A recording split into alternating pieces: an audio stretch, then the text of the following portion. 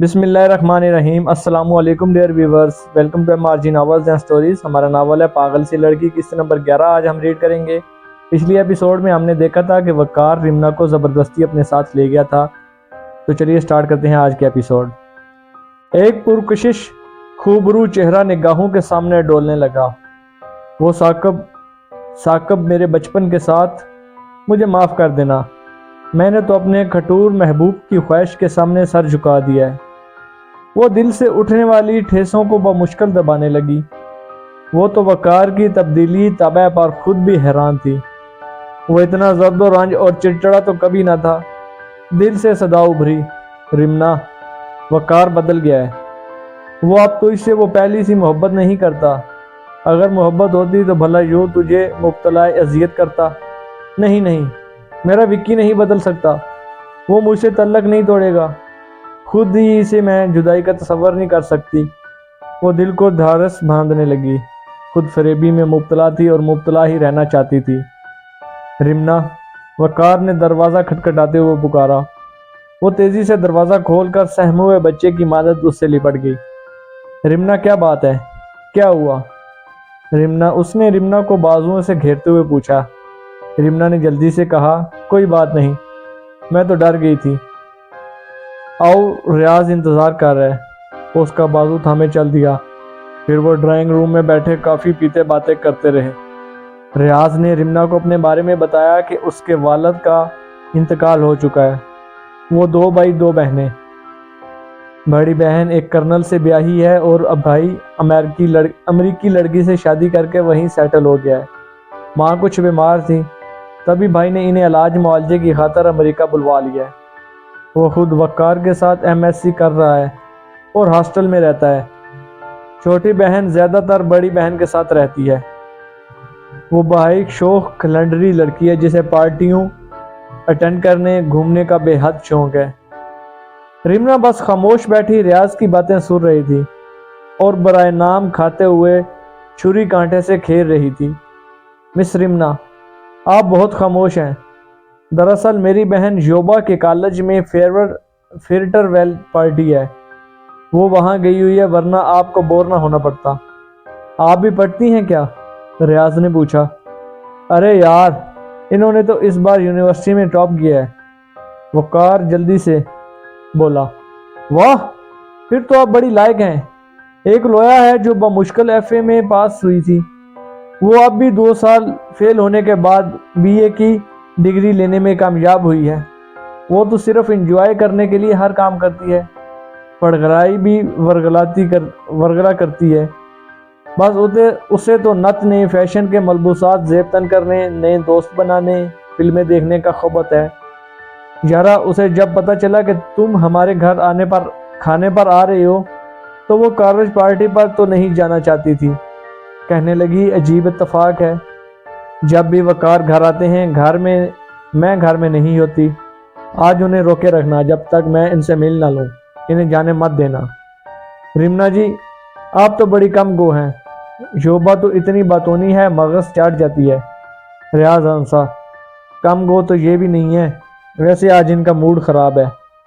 وقار تیوری چڑھا کر بولا تو رمنا کھڑی ہو گئی اور گھڑی دیکھ کر کہا، رات کے 11 بج چکے ہیں، اب انہیں واپس چلنا چاہیے۔ گھر پہنچتے پہنچتے 12 بج جائیں گے۔ ڈیڈی کو بتا کر نہیں آئی، سب یقیناً پریشان ہو رہے ہوں گے۔ دل خدا نہ خواستہ وقار کو اٹھنا پڑا۔ واپسی کے سفر میں زیادہ تر خاموشی رہی۔ وقار کڑی نظروں سے رمنا کو گھور رہا تھا۔ رمنا، ویسے تو دوستی کے بارے میں تمہارے خیالات بہت بلند اعلیٰ وارفا ہیں۔ تم دوستوں کو روح سے قریب سمجھتی ہو، جس طرح وہ ثاقب اور شاذی تمہارے بہترین دوست ہیں، ویسے ہی ریاض مجھے بہت عزیز ہے۔ پھر تمہارا رویہ اس قدر روکھا اور توہین امیز کیوں تھا؟ جب تم میرے دوستوں کی عزت نہیں کرتی تو مجھ سے کیوں امید رکھتی ہو کہ میں ثاقب، ایاز وغیرہ کی عزت کروں؟ وہ غصے سے بولا۔ وکی، میں صرف ان لوگوں کی عزت کرتی ہوں جو مجھے اچھے لگیں اور قابل عزت ہوں۔ مجھے تمہارا یہ دوست اچھا نہیں لگا، پھر کیا ضروری ہے کہ میں اس سے بے تکلف ہوتی؟ وہ اپنی ناگواری کا اظہار کر بیٹھی تو وقار سلک اٹھا۔ نہیں، میرا دوست کوئی اچھا بھی لگتا ہے؟ فیاض سے تم نفرت کرتی ہو؟ ریاض تمہیں پسند نہیں آیا؟ وہ گرجا۔ پلیز وکی، ختم کرو یہ جھگڑا، تمہارے دوستوں میں مبارک، مجھے ان سے کوئی مطلب نہیں۔ رمنا نے تھک کر سر سیٹ سے ٹکا دیا۔ وکی، میں تو تمہارے معیار پر حیران ہوں، کیسے اوچھے، غیر مستقل مزاج اور گھٹیا لوگوں سے تمہارا راہ و رسم ہے۔ ان کی عادات، ان کے کردار انداز گفتگار کچھ بھی تم سے نہیں ملتا۔ سیانے کہتے ہیں انسان اچھے اور اعلیٰ اوصاف کے حامل انسان سے دوستی کرے، عمدہ صحبت میں رہے۔ تو ویسے ہی اوصاف اپناتا ہے۔ وقار، تم نے جس طرح کے لوگوں سے دوستی کی ہے، تم انہی کے سانچے میں تیزی سے ڈھلتے جا رہے ہو۔ تھم جاؤ، رک جاؤ وقار، یوں عادات کا چولہا مت بدلو، یوں اپنی خوبیوں کو گھن مت لگاؤ۔ ایسا نہ ہو یہی فیاض اور ریاض تمہاری پہچان بن جائیں۔ راستہ تو خاموشی سے کٹ رہا تھا، لیکن ذہنی جنگ رمنا کے قلب پر گھاؤ لگا رہی تھی۔ ایک دم کار کو بریک لگی تو رمنا نے آنکھیں کھولی۔ وہ گھر پہنچ چکے تھے۔ وقار اس سے مخاطب ہوئے بغیر اتر چکا تھا۔ وہ بھی بوچھل قدموں سے اتری اور اندر کی طرف بڑھی۔ ٹی وی لاؤنج کی لائٹ جل رہی تھی، آوازیں آ رہی تھی۔ یقیناً ڈیڈی میرے فکر میں جاگ رہے ہوں گے۔ وہ کبھی بھی تو اتنی رات تک باہر نہیں رہی تھی۔ آئیے لیجیے ممانی جان، آپ کی لاڈلی بگڑی ہوئی شہزادی تشریف لے آئی ہیں۔ ایاز انہیں ڈرائنگ روم کے دروازے پر مل گیا اور رمنا کو بازو سے کھینچتا ہوا اندر لے آیا۔ رمنا کی امی حامدہ بیگم صوفے پر بے حد متفکر بیٹھی تھی۔ وقار اور رمنا کو دیکھ کر کھڑی ہو گئی۔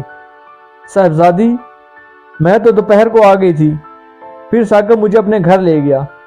تم مجھے یہ بتاؤ، اگر تمہیں پارٹی میں شریک نہیں ہونا تھا تو اس قدر اصرار کر کے پارٹی کیوں لی؟ اور پھر کسی کو مطلع کیے بغیر خود کہاں چلی گئی تھی؟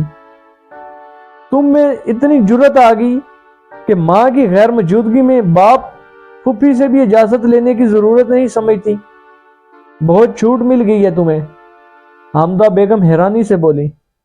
انہیں پشاور سے آتے ہی پوری رپورٹ تائی راحت فیاض سے مل چکی تھی۔ باقی انہوں نے ایاز وغیرہ سے اگلوایا تھا۔ وہ بیٹی کی فطری سادگی، بھولا پن سے واقف تھیں۔ انہوں نے ہی رمنا کی تانبیں کھینچ رکھی تھی، ہر وقت سمجھاتی ٹوکتی رہتی، ورنہ رمنا نے تو دماغ پر زور دینا سیکھا ہی نہیں تھا۔ خیر، اب تو مسئلہ خود سے زیادہ وقار کو بچانے کا تھا۔ اگر رمنا حقیقت بیان کر دیتی تو وقار پر بھی عتاب نازل ہوتا۔ اس نے انتہائی غیر ذمہ دارانہ حرکت کی تھی، اور پھر جہاں مشترکہ خاندانی نظام میں کئی خاندان ایک چھت تلے بستے ہوں، وہاں فساد و شکر تو پین بنتے ہی رہتے ہیں۔ بیان بازی، الزامات کی بھرمار ہوتی رہتی ہے۔ یہی راحت تائی وغیرہ سو باتیں بنائیں گی۔ رمنا نے منتشر خیالات کو یکجا کیا اور پھر تھوک نگلتے ہوئے بولی، مما، میں شاد باغ چلی گئی تھی۔ دراصل میری ایک سہیلی نے میری کامیابی کی خوشی میں ڈنر دیا تھا۔ یہ بات میرے دماغ سے اتر گئی تھی۔ عین اس وقت جب میں ثاقب کے ہاں جانے کے لیے نکلی تو سہیلی کا فون آ گیا۔ میں تو پریشان ہو گئی۔ ڈیڈی آفس سے نہیں لوٹے تھے اور پھپھو جانی کو آفریدہ آنٹی لے گئی تھی۔ بس مجھ سے غلطی ہوئی اور میں وقار کو ساتھ لیتی بغیر بتائے چلی گئی۔ میں ثاقب سے معذرت کر لوں گی، رمنا نے بہانہ بنایا۔ وہ واقعی ماں سے ڈرتی تھی، پھر چہرے پر چھائی شرمندگی چھپانے کے لیے ماں سے لپٹ گئی۔ وہ تو میری چند باتوں کی غیر موجودگی نے انہیں اتنی دلیری بخش دی کہ آدھی رات کو لوٹو۔ یہ وقت ہے شریف لڑکیوں کے گھر آنے کا۔ ہمارے اعتماد اور آزادی کا ناجائز فائدہ مت اٹھاؤ رمنا۔ ان کا غصہ عروج پر تھا۔ ماما، رستے میں کار خراب ہو گئی تھی، وہ وقار پر اچڑتی نظر ڈال کر بولی۔ وہ تو لا تعلق سا کھڑا تھا، جیسے اس تمام واقعے سے اس کا کوئی تعلق ہی نہ ہو، لیکن حامدہ بیگم اس کا مباحثہ کرنے کے موڈ میں تھی۔ وقار، یہ رمنا تو احمق ہے، کم از کم تم ہی سوچ بوجھ سے کام لیتے، گھر میں کسی کو بتا کر جاتے۔ تم تو جانتے تھے کہ میں پسند نہیں کرتی کہ رمنا گھر سے اتنی دیر تک باہر رہے، تم ہی اسے جلدی واپس لے آتے، وہ ترش لہجے میں بولی۔ وہ چچی جان، میں معذرت چاہتا ہوں، شرمندہ ہوں، یقین جانیے اگر کار خراب نہ ہوئی ہوتی تو ہم 2 گھنٹہ پہلے آ چکے ہوتے۔ وہ جلدی سے بولا تو حامدہ بیگم کا موڈ کچھ بحال ہوا۔ انہوں نے رمنا کو سینے سے لپٹا لیا۔ وہ بھی ان سے چمٹ کر رہ گئی۔ اچھا اب کیوں رو رہی ہو؟ اف توبہ، مجھے چھوڑو تو صحیح، دم گھٹ رہا ہے۔ وہ بیٹی کی پریشانی چوم کر بولی، ماما میں تو آپ کے لیے بہت اداس ہو گئی تھی، آپ اتنے دنوں کے بعد کیوں آئی ہیں؟ وہ مسلسل ان کی گردن سے لپٹی روتی رہی۔ ایاز نے کانوں میں انگلیاں ٹھونسی ہوئی تھی۔ رمنا خدا کے واسطے تم پہلے رونے کا طریقہ تو سیکھو، لا حول ولا قوت، کیا بھونڈے سٹائل سے روتی ہو، بھوں بھوں۔ ایاز نے نقل اتارتے ہوئے اس کا بازو کھینچا تو وہ ایاز کے کندھے سے لگ کر رونے لگی جیسے کسی کا ماتم کر رہی ہو۔ اسے ثاقب کی محرومی کا دکھ رلا رہا تھا۔ وہ ایاز جو یہ سوچ رہا تھا کہ رمنا اس سے لڑے گی بکھڑے گی، وہ اس کی غیر متوقع حرکت پر گھبرا گیا۔ ہیں؟ تمہیں کیا ہوا رانی؟ بتاؤ تو صحیح۔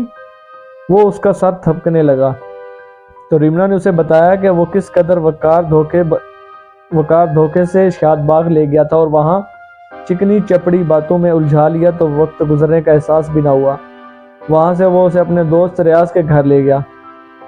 بچ کے رہنا، مجھے تو بیچارے ثاقب پر بہت ترس آیا، وہ بار بار دروازے تک جاتا اور مایوس ہو کر لوٹ آتا تھا، مجھے تم پر بہت غصہ آ رہا تھا، رابعہ نے کہا تو رمنا نے آنکھیں بھر آئیں۔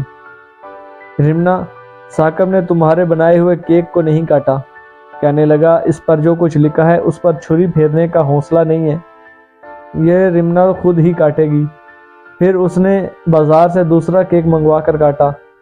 وہ تو تمہاری غیر موجودگی میں پارٹی شروع نہیں کر رہا تھا، لیکن جب میں نے بتایا کہ رمنا کو تو وقار زبردستی لے گیا ہے تو وہ افسردگی سے ہنسا، کہنے لگا اگر وقار لے گیا ہے تو پھر رمنا کی واپسی ناممکن ہے، وہ اب پارٹی کے بعد اسے واپس لائے گا۔ اور واقعی ثاقب کا اندازہ صحیح ثابت ہوا ہے، سچ رمنا، تمہارا اور وقار کا نبھا بہت مشکل ہوگا، تمہارے اور اس کے خیالات میں زمین آسمان کا فرق ہے، وہ تمہیں جلا جلا کر مار دے گا، حاسد کم ظرف، ایاز نے کہا تو رمنا نے اس کے منہ پر ہاتھ رکھ دیا۔ میں مجبور ہوں ایاز، میں مکار کے علاوہ کسی اور کا تصور بھی نہیں کر سکتی، وہ اپنی تمام تر برائیوں کے باوجود مجھے بے حد عزیز ہے۔ وہ آنکھیں موند کر بولی، کاش وقار بھی تمہارے بے لوث جذبے کی قدر کرتا، تمہیں سچائی سے چاہتا، ویسے تم جیسی دیوانی کو کوئی کیا سمجھائے۔ سنو، اگر تمہیں ثاقب سے معذرت کرنی ہے تو پھر ابھی چلی جاؤ، کیونکہ وہ صبح اپنے دوست کے ساتھ بذریعہ کار واپس جا رہا ہے۔ ایاز نے کہا تو رمنا تھکاوٹ کا بہانہ کر کے اپنے بیڈ روم میں چلی گئی۔ وقار اپنے کمرے میں بیٹھا سگریٹ پھونک رہا تھا، اسے یقین تھا کہ رانی ضرور آئے گی، ہمیشہ تو یہی ہوتا تھا، چاہے قصور وقار کا ہوتا وہ پھر بھی اسے منانے چلی آتی، وہ تو اس سے دور رہ ہی نہیں سکتی تھی۔ اسے باہر گیلری میں کسی کے قدموں کی چاپ سنائی دی، وہ یقیناً رمنا ہوگی۔ دل تیزی سے دھڑکا، اس نے دروازے کی طرف دیکھا، اس کے کمرے کے سامنے سے کوئی گزرا۔ وقار کو شک سا ہوا تو وہ باغ میں کھلنے والی کھڑکی کی طرف بڑھا، پھر اس کی آنکھیں حیرت سے کھلی رہ گئیں۔ رمنا بڑا سا پیکٹ بغل میں دبائے محتاط نظروں سے ادھر ادھر دیکھتی پوری باڑ اور دیوار پھلانگ کر دوسری طرف گئی۔ وہ باغ میں سے ثاقب کے گھر کے لان میں داخل ہوئی اور تیز تیز قدم اٹھاتی بارہ دری کی طرف بڑھی۔ وہ متلاشی کھوجتی نظروں سے ادھر ادھر دیکھتی رہی تھی۔ 14ویں کے جگمگاتے چاند کی نتھری ہوئی روشنی چار سو پھیلی ہوئی تھی، ہر شے نور کے سانجے میں دھلی دھلی لگ رہی تھی۔ بارہ دری کی سیڑھیوں پر ننا منا سا شعلہ لپکا، وہ ٹھٹک گئی، دل عجیب سے انداز سے دھڑکنے لگا۔ ثاقب سیڑھی پر بیٹھا تھا، ستون سے پشت لگائے وہ اس کے طرف بڑھی۔ ثاقب لاکڑ سے پائپ سلگا رہا تھا۔ گڈو، رمنا نے دھیرے سے پکارا، گلا رند سا گیا تھا۔ ثاقب نے ایک دم سر اٹھایا، سفید لباس میں ملبوس رمنا اسے عرش برین سے بھٹکی ہوئی حور لگی۔ وہ بے یقینی کے عالم میں سحر زدہ سا سلگتا رہا، نگاہوں میں اس کا سراپا جذب کرتا رہا۔ او گڈو! رمنا کی آواز میں لرزش نمایاں تھی۔ اس کے آنسو بہنے لگے۔ وہ بھی خاموش سا مدہوش کھڑا تھا۔ رمنا دل کی بھڑاس اشکوں کے ذریعے بہا کر بولی، تم مجھ سے ناراض ہو نا؟ خدا را مجھے معاف کر دو۔ رمنا نے ہاتھ جوڑتے ہوئے بھیگی بھیگی آنکھوں سے دیکھا تو وہ فنا ہونے لگا۔ او ہو رمنا، یہ کیا کر رہی ہو؟ ثاقب نے لرز کر اس کے ہاتھ تھام لیے۔ گڈو خدا گواہ ہے، میں تمہاری سالگرہ پر آنے کے لیے بے قرار تھی، لیکن میں بے بس ہو کر رہ گئی کیونکہ وقار مجھے چالاکی سے… چپ رہو! ثاقب نے اس کے ہونٹوں پر ہاتھ رکھ دیا۔ رمنا، مجھے کچھ بتانے کی ضرورت نہیں ہے۔ مجھے یقین ہے کہ تمہیں کسی مجبوری نے ہی مجھ سے دور رکھا ہوگا۔ خدا جانتا ہے مجھے تم سے کوئی شکایت نہیں ہے۔ فراق دل ثاقب کی آواز بھوچل ہو گئی تو وہ رمنا دنگ رہ گئی۔ مجھ سے ناراض بھی نہیں ہو گڈو؟ وہ حیران ہوئی۔ گڈو؟ وہ حیران سے تکنے لگی۔ تم مجھ سے ناراض ہو کر میں زندہ کیسے رہ سکوں؟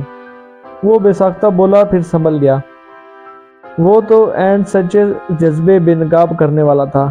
میرا مطلب ہے تم میری بہترین دوست ہو، جولی ہو، مجھے تم سے پیار ہے، تم پر اعتماد ہے۔